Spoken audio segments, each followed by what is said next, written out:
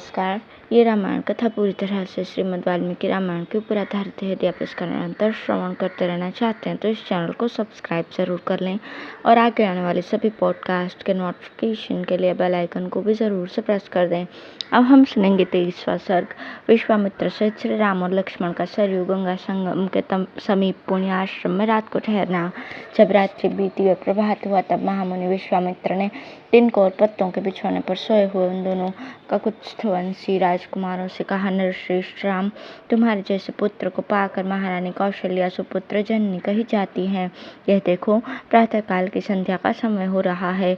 उठो और प्रतिदिन किए जाने वाले देव संबंधी कार्यों को पूर्ण करो। महर्षि का यह परम उदार वचन सुनकर उन दोनों नरश्रेष्ठ वीरों ने स्नान करके देवताओं का तर्पण किया और फिर वे परम उत्तम जपनीय मंत्र गायत्री का जाप करने लगे। नित्य कर्म समाप्त करके महापराक्रमी श्री राम और लक्ष्मण अत्यंत प्रसन्न होकर तपोधन विश्वामित्र को प्रणाम करके वहां से आगे जाने को उद्यत हो गए। जाते जाते उन महाबली राजकुमारों ने गंगा और सरयू के शुभ संगम पर पहुंचकर वहां दिव्य त्रिपथगा नदी गंगा जी का दर्शन किया। संगम के पास ही शुद्ध अंतःकरण वाले महर्षियों का एक पवित्र आश्रम था, जहाँ वे कई हजार वर्षों से तीव्र तपस्या करते थे। उस पवित्र आश्रम को देखकर रघुकुल रत्न श्री राम और लक्ष्मण बड़े प्रसन्न हुए।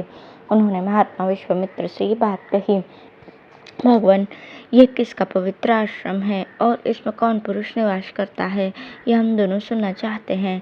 इसके लिए हमारे मन में बड़ी उत्कंठा है। उन दोनों का ये वचन सुनकर मुनि श्रेष्ठ विश्वामित्र हंसते हुए बोले, राम, यह आश्रम पहले जिसके अधिकार में रहा उसका परिचय देता हूँ, सुनो।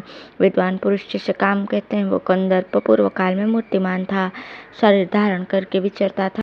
उन दिनों भगवान स्थाणु अर्थात शिव इसी आश्रम में चित्त को एकाग्र करके नियम पूर्वक तपस्या करते थे। एक दिन समाधि से उठकर देवेश्वर शिव मरुदगणों के साथ कहीं जा रहे थे। उसी समय दुर्बुद्धि काम ने उन पर आक्रमण किया। यह देख महात्मा शिव ने हुंकार करके उसे रोका। रघुनंदन भगवान रुद्र ने रोष भरी दृष्टि से अवहेलना पूर्वक उसकी ओर देखा। फिर तो उस दुर्बुद्धि के सारे अंग उसके शरीर से जीर्ण शीर्ण होकर गिर गए। वहां दग्ध हुए महामना कंदर्प का शरीर नष्ट हो गया। देवेश्वर रुद्र ने अपने क्रोध से काम को अंगहीन कर दिया। राम, तभी से वो अनंग नाम से विख्यात हुआ। सौभाशालिनी कंदर्प ने जहाँ अपना अंग छोड़ा था वो प्रदेश अंग देश के नाम से विख्यात हुआ। ये उन्हीं महादेव जी का पुण्य आश्रम है। वीर, ये मुनि लोग पूर्व काल में उन्हीं स्थानों के धर्मपरायण शिष्य थे। इनका सारा पाप नष्ट हो गया है। शुभ दर्शन राम, आज की रात्रि में हम लोग यहीं इन पुण्य शलीला सरताओं के बीच में निवास करें। कल सवेरे इन्हें पार करेंगे।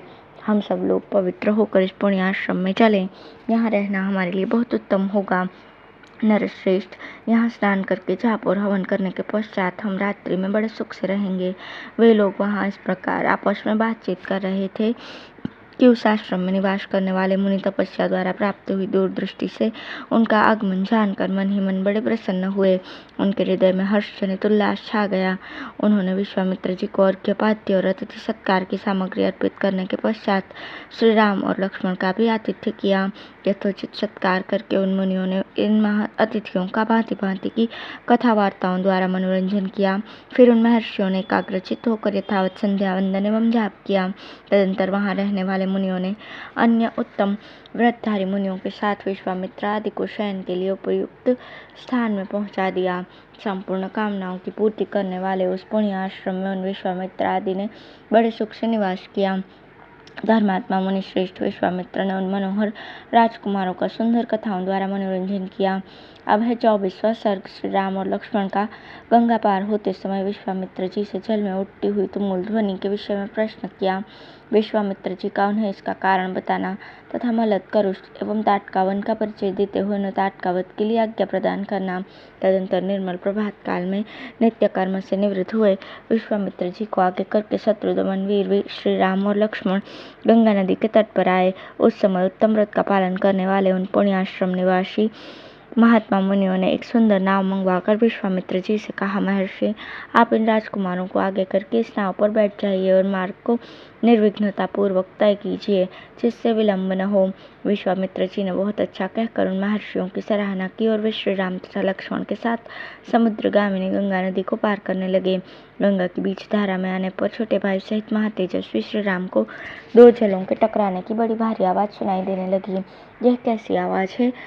क्यों और कहाँ से आ रही है।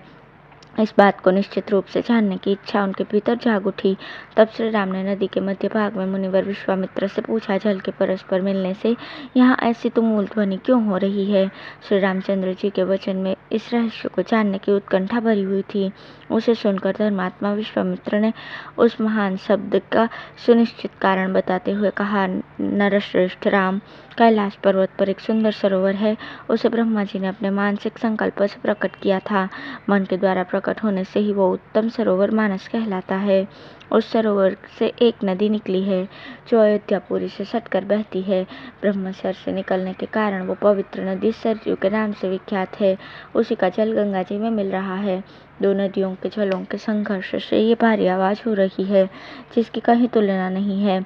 राम, तुम अपने मन को संयम में रखकर इस संगम के जल को प्रणाम करो। यह सुनकर उन दोनों अत्यंत धर्मात्मा भाइयों ने उन दोनों नदियों को प्रणाम किया और गंगा के दक्षिण किनारे पर उतरकर वे दोनों बंधु जल्दी जल्दी पैर बढ़ाते हुए चलने लगे। उस समय एक श्वाकुनंदन राजकुमार श्री राम ने अपने सामने एक भयंकर वन देखा जिसमें मनुष्यों के आने जाने का कोई चिन्ह नहीं था। उसे देखकर उन्होंने मुनीश्वर विश्वामित्र से पूछा, गुरुदेव, ये वन तो बड़ा ही अद्भुत एवं दुर्गम है। यहाँ चारों ओर झिल्लियों की झनकार सुनाई देती है। भयानक हिंसक जंतु भरे हुए हैं। भयंकर बोली बोलने वाले पक्षी सब और फैले हुए हैं। नाना प्रकार के विहंगम भीषण स्वर में चहचहा रहे हैं। सिंह, व्याघ्र, सुअर और हाथी भी इस जंगल की शोभा बढ़ा रहे हैं। धव अर्थात धौरा, अश्वकर्ण अर्थात एक प्रकार के शाल वृक्ष, ककुब अर्थात अर्जुन, बेल, तिंदुक, पाटल तथा बेर के वृक्षों से भरा हुआ ये भयंकर वन क्या है, इसका नाम क्या है।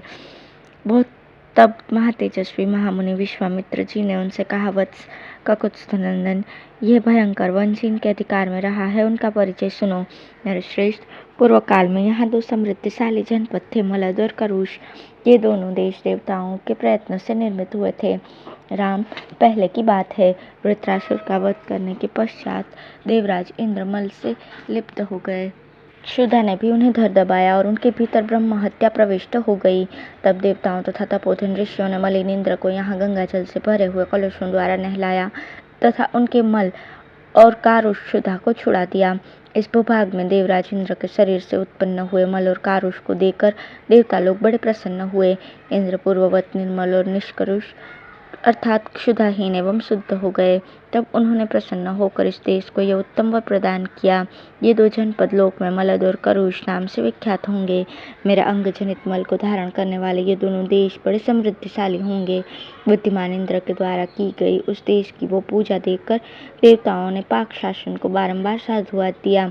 शत्रुदमन, मलद और करुष ये दोनों जनपद दीर्घकाल तक समृद्धिशाली धन धान्यों से संपन्न तथा सुखी रहे हैं।